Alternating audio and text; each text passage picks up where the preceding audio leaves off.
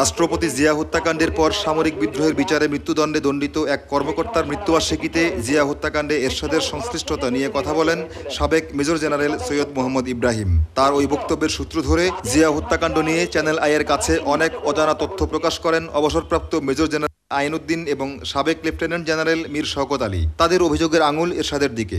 অভিযোগ সরাসরি প্রত্যাখ্যান করেছেন এরশাদ। বলেছেন, জিয়া ছিলেন বেসামরিক রাষ্ট্রপতি, তার নিরাপত্তার দায় দায়িত্ব সেনাবাহিনীর ছিল না। এ কথা মানতে নারাজ সে সময়ের আরেক মেজর জেনারেল। জেনারেল জিয়া হত্যাটা হলো কিভাবে সেটা জানতে হবে আমাদের। হত্যাটা হলো একটা বিদ্রোহ, সেনাবাহিনীতে বিদ্রোহ হয়েছে। তো সেনাবাহিনীতে বিদ্রোহ কারণ যখন বিদ্রোহ হয় তখন সেনাপ্রধানের দায় দায়িত্ব হবে, কমান্ডারদের অধিনায়কদের দায় দায়িত্ব আসে যায়। তো সেভাবে তো উনিও দায়ী। দেখতে হবে যে কে বেনিফিশিয়ারি, কার এই জেনারেল জিয়া হত্যায় কে লাভবান হয়েছে, কে ক্ষতি হয়েছে, কার ক্ষতি হয়েছে। জিয়া হত্যাকাণ্ডের পর সামরিক বিদ্রোহের অভিযোগে গঠিত হয় তদন্ত কমিটি। অ্যাডজুটেন্ট জেনারেল হিসেবে সকল প্রক্রিয়ায় জেনারেল মইনুলেরও স্বাক্ষর করার কথা।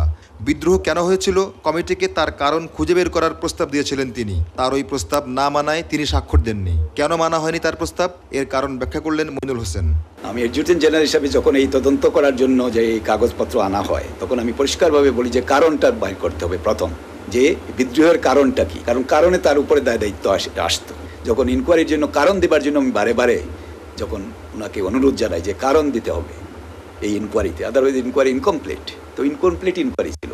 ওইখানে শুধু 30 জন সামরিক বাহিনীর অফিসার, জুনিয়র কমিশন অফিসার নিয়ে বিচার করে 13 জনকে ফাঁসি, 17 জনকে বিভিন্ন মেয়াদে কারাদণ্ড। এরপরে তো আবার মুক্তিযুদ্ধ নিধন শুরু হলো, আবার 60 জনকে চাকরিচ্যুত করা হলো। এটার মানে কি? সেই যে একটা প্রক্রিয়া চলছিল জিয়া হত্যার পর থেকে, সেই প্রক্রিয়া শেষ হলো ক্ষমতা দখলের মাধ্যমে 82 সনে একটা নির্বাচিত সরকারকে সরিয়ে ক্ষমতা দখল করে। এই বইতে আমি বিস্তারিতভাবে লিখেছি। অ্যাডজুটেন্ট জেনারেল হিসাবে ওই তদন্তের আদেশ আমার স্বাক্ষর করার কথা থাকলেও আমি তা করতে অস্বীকৃত জানাই। ফলে জেনারেল ইরশাদ নিজেই ওই তদন্ত আদেশ স্বাক্ষর করেন। বঙ্গবন্ধু ও জিয়া হত্যাকাণ্ড এবং সামরিক বাহিনীর ভেতরে বাইরে বিভিন্ন সময়ে সেনাপ্রধান এরশাদের ভূমিকা সহ নানা গুরুত্বপূর্ণ ঘটনা নিয়ে একটি বই লিখেছেন এই সাবেক মেজর জেনারেল। ওনার দায় দায়িত্ব কি ছিল, উনি কি করেছেন। সালেহ শিবলি, চ্যানেল আই, ঢাকা। কিভাবে এই সমস্ত জিনিসটা এই বইতে